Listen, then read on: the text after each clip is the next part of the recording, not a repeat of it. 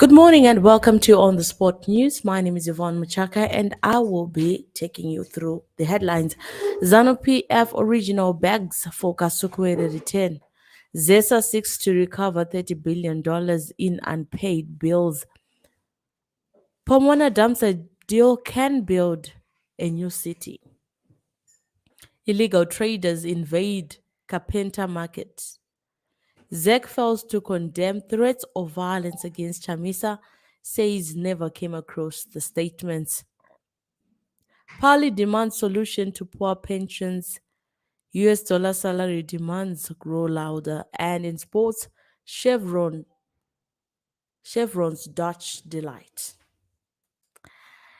And now for the news in great detail.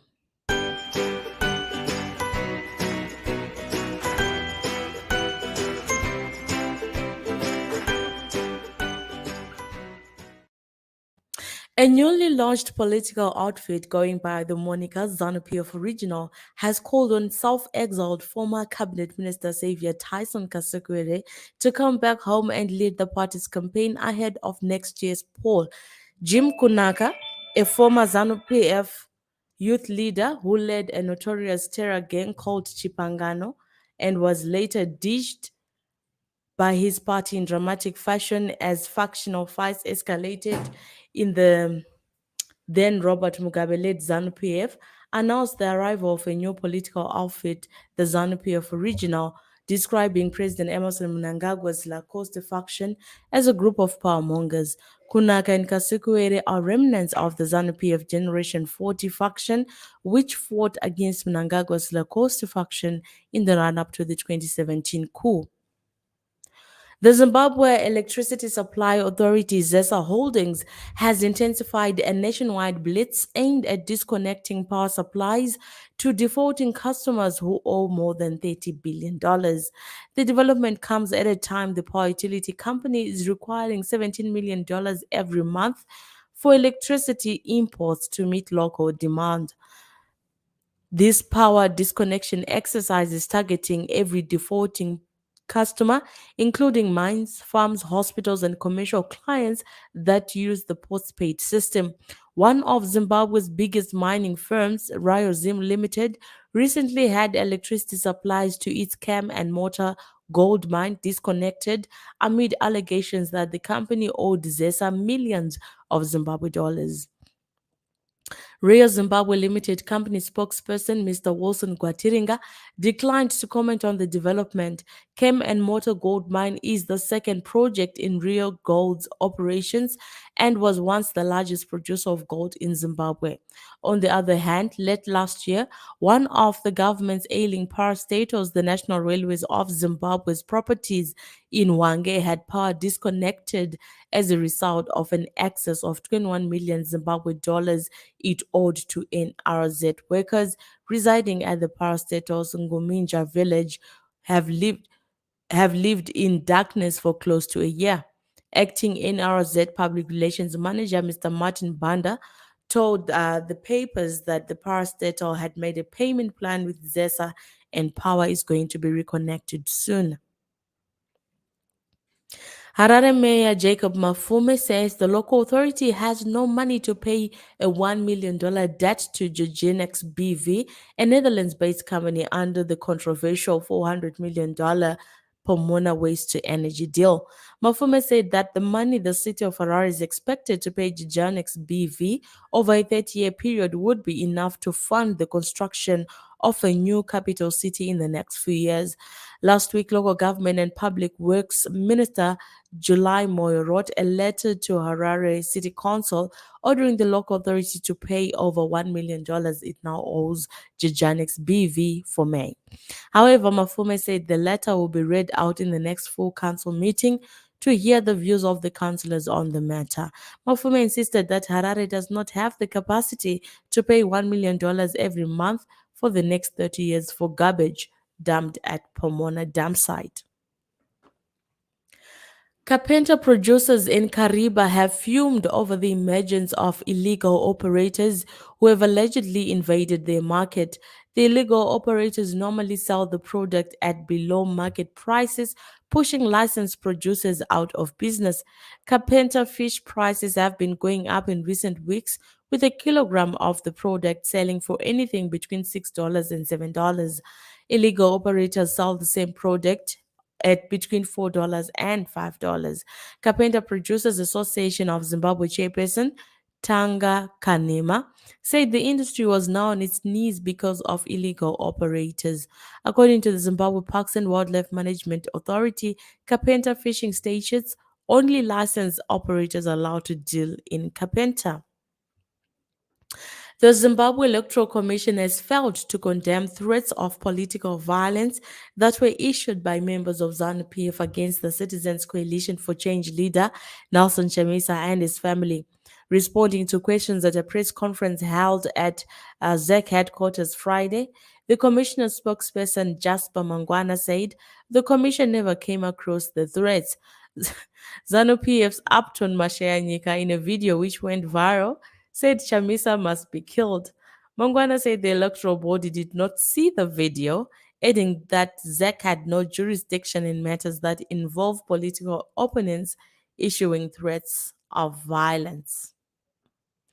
A Citizens Coalition for Change legislator has demanded that Public Service, Labor and Social Welfare Minister Paul Mavima issue a ministerial statement explaining why the National Social Security Authority, NASA, is failing to provide decent allowances for pensioners. Recently, NASA announced that it would give pensioners and beneficiaries groceries and a $10,000 cushioning allowance each in addition to their monthly pensions, but pensioners argued that the allowance was a drop in the ocean. Trade unions and workers' representatives bemoaned low pension payouts by government, with some retirees getting $35 after decades of loyal service. While raising a point of national interest in parliament, Bizo legislator Settlement Chiquinya said the monthly payout pensions were getting was not sustainable. Demands for United States dollar salaries have increased across all sectors of the economy as a number of employees struggle to buy basic commodities now being charged in the greenback. Manufacturers of basic commodities are now charging their goods in US dollars for items such as sugar, milk, cooking oil, and Mazoe orange crush juice, forcing retailers and wholesalers to follow suit. Zimbabwe Congress of Trade Union ZCTU President Florence Taruinga said the union would continue to fight for US dollar salaries. She said policymakers continued to propagate policies that are not dealing with real issues on the ground, adding that the union was in the middle of consulting for actions. Employers Confederation of Zimbabwe President Demos Mbauya said the ability to pay salaries in Forex was largely driven by a company's ability to sustainably generate foreign currency. Authorities in Zimbabwe have been urged to search high and low for ill gotten wealth, including cash of Kenyan origin stashed locally, and facilitate immediate repatriation to the East African country. First time Agano Party presidential candidate David Mwaure has written to 15 countries as well as to the United Nations requesting the return of billions of Kenya shillings deposited in offshore accounts by politicians. In his letter to the United States, United Kingdom, China, Russia, United Arab Emirates, Mauritius, Seychelles, Jordan, Taiwan, Venezuela, and Zimbabwe, Mwaure pleaded with the countries to help Kenya repatriate all the stolen cash, stating that it was one of the reasons the country's economy was ailing. The letters copied to the Secretary General of the United Nations, the Ghana presidential candidate is pleading for a multinational investigation into the matter. In other news, the Department of Social Welfare has reportedly taken into custody Kudakwashe Mahachi's 4-year-old son pending the conclusion of the criminal proceedings against the embattled footballer. Mahachi is facing criminal charges after the alleged scolding of his son while at his house in South Africa. He is, however, denying any wrongdoing and insists that the child left South Africa in good health. But his ex-wife, the mother of the child, Miss Martha Ndlovu, has accused them of scalding their son with boiling water, resulting in him suffering third-degree burns. It has since emerged that the 4-year-old minor was last week taken into custody by officials from the Ministry of Public Service, Labor and Social Welfare, with sources revealing that this was meant to ensure that he can give an independent testimony in the criminal matter which is pending against Mahachi. Ms. Ndlovu has since engaged lawyers Coughlin and Welsh, challenging the removal of her son from her custody, arguing that the department is denying her access to the child. When we come back from a short break, we will take a look at our sport news.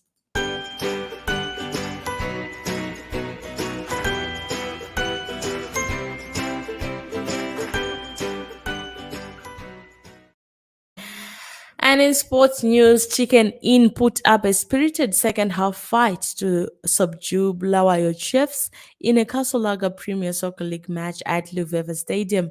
Brett Amidu scored 23 minutes into the second half after a dull second half before Malvin Wata made it 2 just a few minutes later.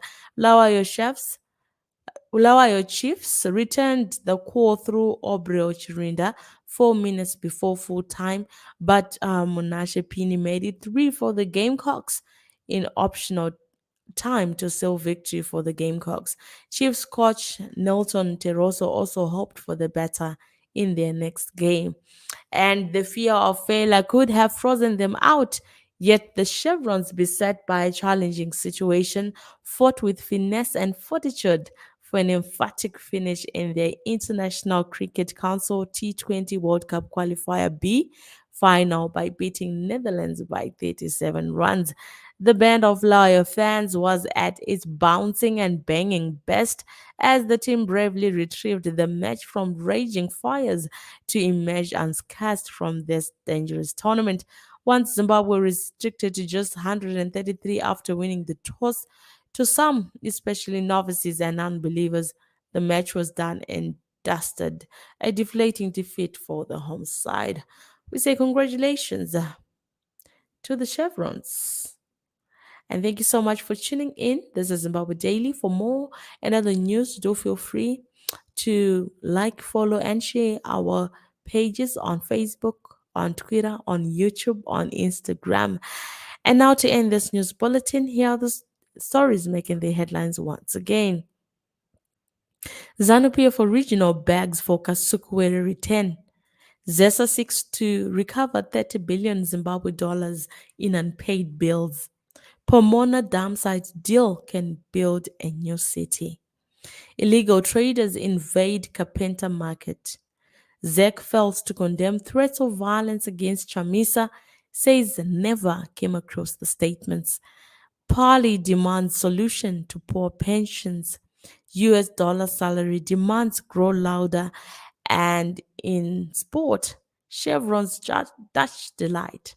Thank you so much for tuning in to Zimbabwe Daily. Have yourselves a wonderful rest of day.